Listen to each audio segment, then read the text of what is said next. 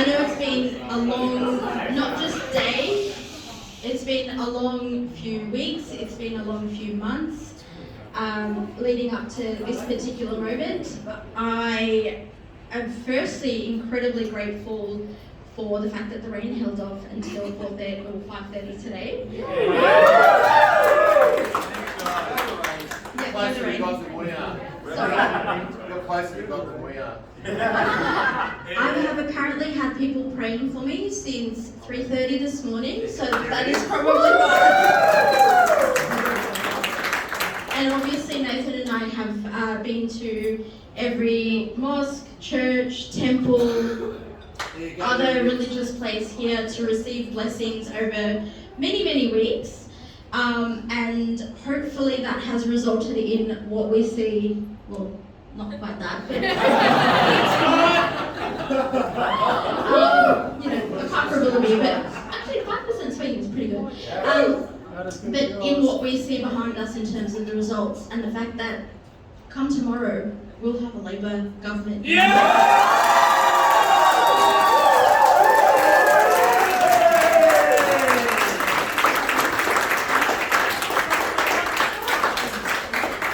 As someone that joined the party in 2008, as we were just about sliding into what was to be pretty much a solid 12 years of oblivion, what we are standing on the precipice of today feels unreal. It feels like we have been working toward this for a long time. And I know Nathan mentioned a lot of the issues that people have been raising when it comes to, the doors that you've all knocked on, when it comes to the stories that you've heard on train stations, when it comes to just the things that people have opened up to you about over the course of this election campaign.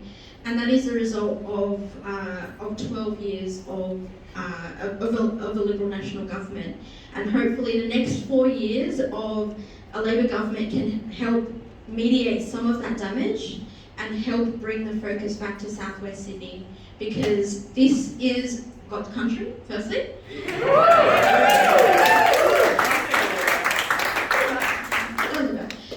But it's also where the people of New South Wales have solidly spoken because of the neglect of the government.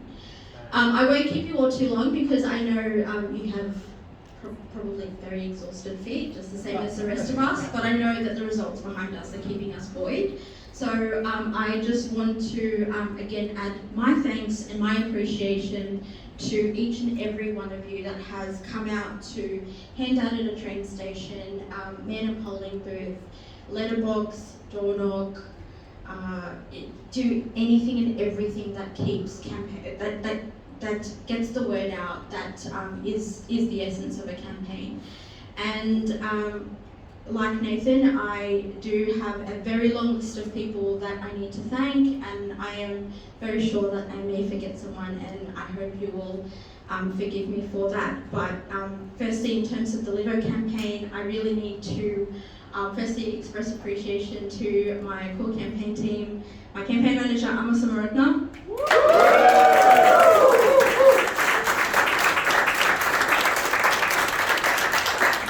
I'm sure many of you have received calls, texts, carrier pigeon messages, I don't know, many things from over the last while. Team, I don't know where you are, I'm sure you are cringing. I went for sleep. Yeah, that is totally on brand. That's totally on brand for Tim. Tim, Vinod, where is Vinod?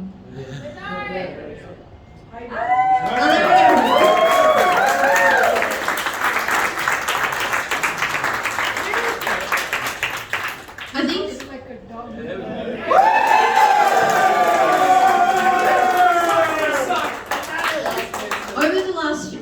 Over the last few years, I think it has become a little bit of a habit to think of ourselves as following the rules, as followers of process and things like that.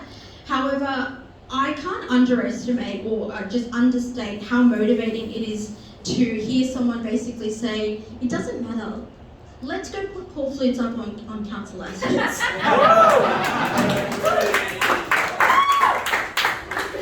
Let's just plaster the electorate with, with cornflakes, with material, with everything, and I'm sure Nathan will agree with this.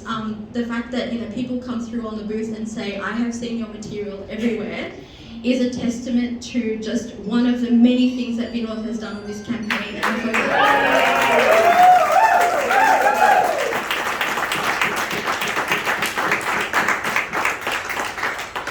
but it's also a testament to the many people who have sacrificed early mornings to come out to train stations. So, Mira, where are you?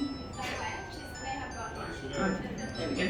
That's the downside of doing speeches so late. But Mira, Lachlan, Liam, and Francis, especially, who have been the mainstay of the train station crew, and Akash, who has come door knocking. Where's Akash? Oh, probably also gone.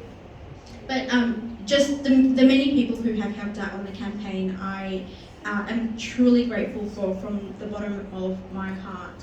And just one of the reasons is, and I'm just going to name the elephant in the room, is because 15 years ago when I joined the Labor Party, someone like me was not someone who you saw in Parliament. And it is, don't cry, Mum. And it is a testament to how far we have come as a party. It is a testament to the efforts of every single one of you in this room, whether you are a unionist, whether you're a Young Labour Left, whether you are a branch member, because you are the backbone of this party, or whether you are a family friend of mine, as to how far we have pushed this needle. And we can do so much more, and we do need to do so much more on that front, because I see...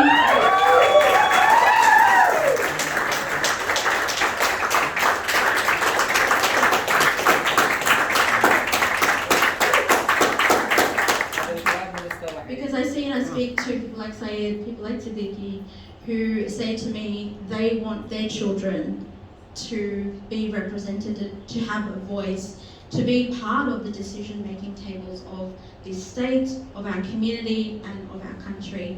And if that is what we can do, and that is what we have done over the last few months, that's a huge thing, and you have all been a massive part of it. So thank you from the bottom of my heart. Like I said, I started with gratitude for the rain holding off, and I finish out with gratitude for each and every one of you in this room. But I should probably pay very special gratitude to Mum.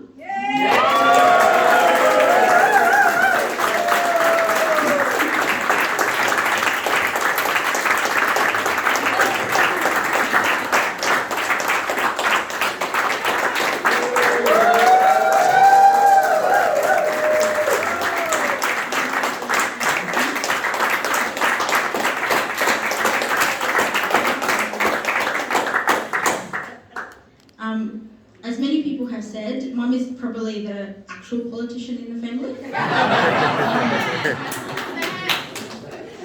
It's just that I make the speeches and she does all the stuff.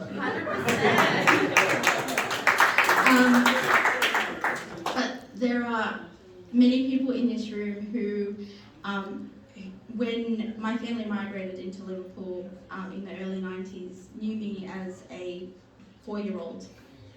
There are, as he nods, there are people that we, stayed with, who, regard me as their own child, who, have seen me from, day dot really. And for this is a testament to everything that you have put into my family as well.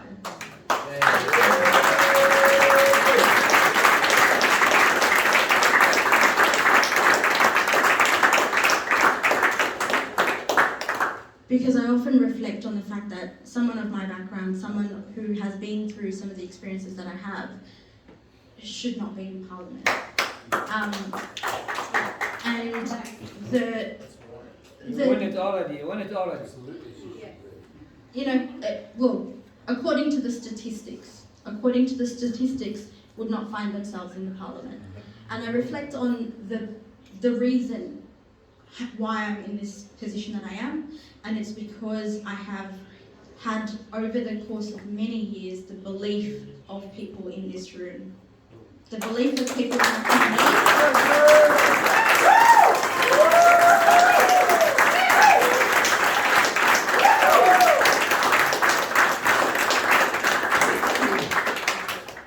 And not just me, in Mum, in Tim, in all of us, you have believed in us, you have supported us, you have been a support when, you know, perhaps it was easy not to support us. We won't support stupid people. Thanks, Nikki.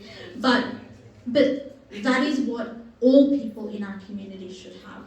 They should have decision makers, they should have, you know, workers, they should have others who believe in them, who believe in the potential, particularly of young people in our community.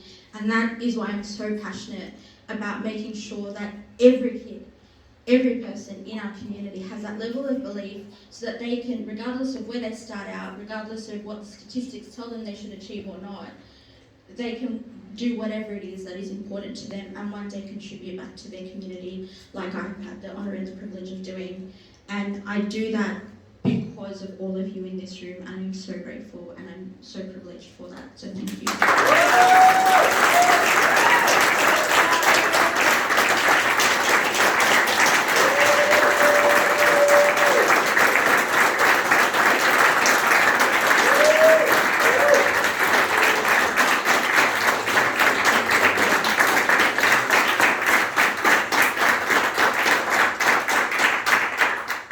So you may notice that community comes up a lot in when I speak, but it's because I genuinely believe that, you know, like the African proverb says, it takes a village to, you know, to raise a child. It takes a village for us to progress, and that only happens because we all care about each other. We all want each other to succeed, and like Nathan as well, one of the people who initially, you know, sparked that belief and sparked that. What's happening? Oh, Mins.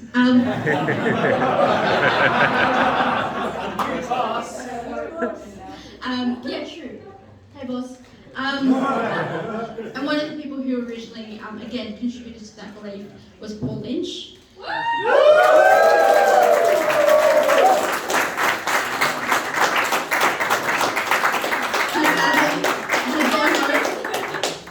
But he knows this, who, you know, approached me 10 years ago and said, hey, why don't you be part of the council ticket? And I was like, YOLO, why not? And then was like, hey, there's this new seat called Holsworthy. You know, why don't you have a shot and be the candidate?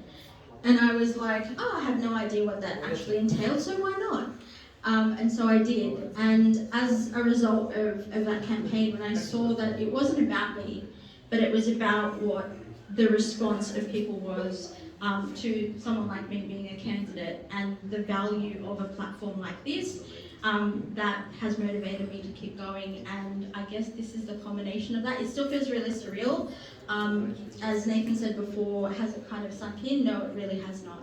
So I'm sure at some point it'll sink in over the next couple of days that we're going to Macquarie Street. So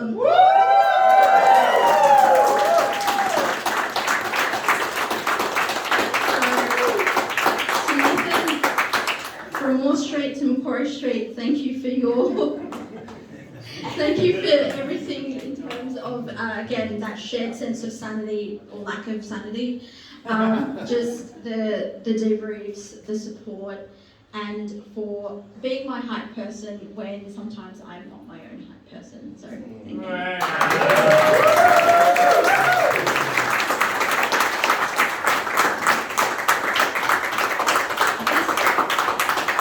This has turned into something that's way too long, and I apologise, far longer than I intended. But again, the other people who have again been with me for not just branches but as part of family, Manjunko, Sridhar uncle, where's baby uncle? Again, you've known me since I was 4. This is for you as well. You are part of this.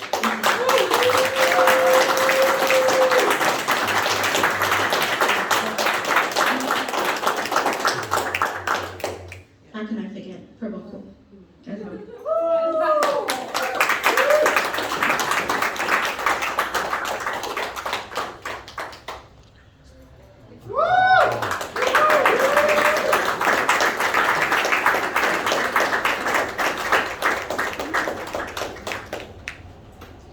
Cool. And so I should probably wrap it up because